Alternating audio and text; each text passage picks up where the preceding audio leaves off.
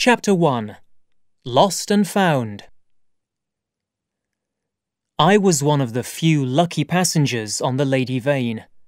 When the ship went down in the Pacific in February 1887, I found myself in a small boat with another passenger, Helmer, and a sailor. I never knew the sailor's name. A fourth man jumped from the ship trying to reach us, but his head hit the side of the ship. He went down under the water and never came up again. We had only a little bread and a small container of water on board. On the first day, the sea was very rough and we were almost thrown out of the boat. But then the sea became calmer and that danger passed. We spoke little. Most of the time, we did not move. We lay under the hot sun, looking out across the ocean. On the fourth day, we had no more water to drink. We became very thirsty. Then, on the sixth day, Helmer finally spoke of the idea that was already in all our minds. "We need to kill someone. Then the other two can drink his blood." Helmer had 2 longer sticks and 1 shorter one. The person with the short stick had to die.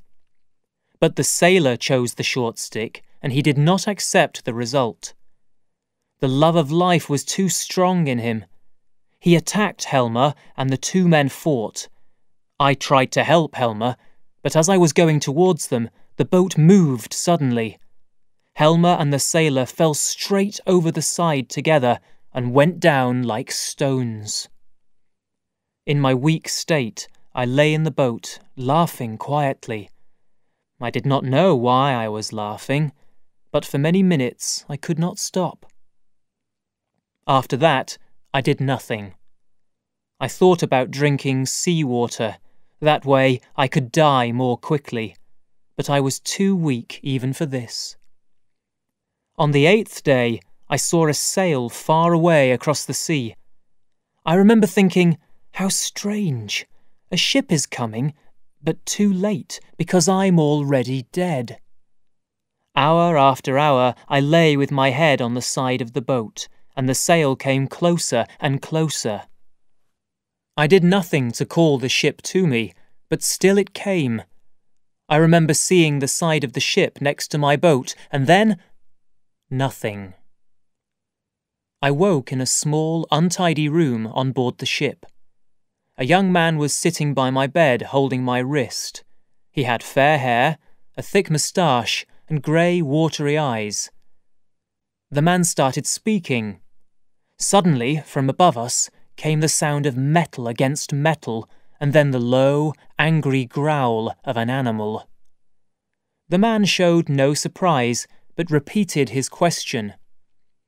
"How do you feel now?" I tried to speak, but no sound came from my mouth. Luckily, the man saw the question in my eyes. "You were found in a small boat. You had no food or drink." I looked at my hand, terribly thin, with the skin hanging off it. Suddenly, I remembered my long days lost at sea.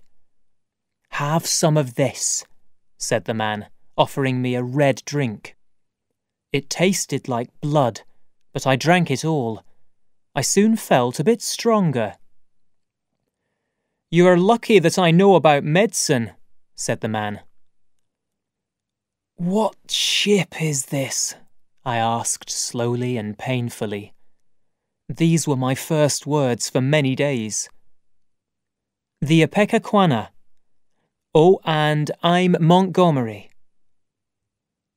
The noise above us began again. "You'll be okay now," continued Montgomery. "You've been asleep for almost 30 hours, you know."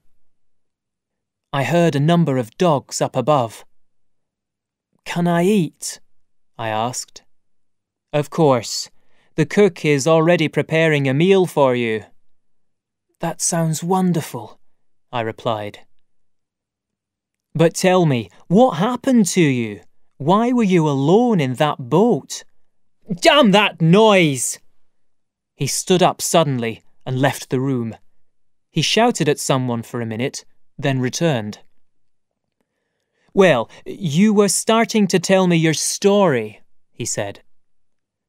I told him my name, Edward Prendick. I was, I said, travelling in the Pacific because of my interest in natural history. He was excited by this and told me about his own days as a biology student in London. He asked me many questions about his favourite places in the city, the university, the shops, and, most of all, the clubs. "They were happy days," he said sadly.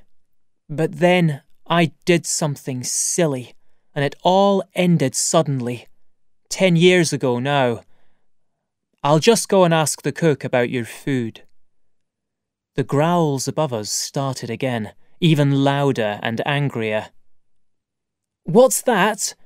I called after him, but the door was already closing. Montgomery came back a minute later with some food, and in my excitement at the wonderful smell, I forgot about the animal noises.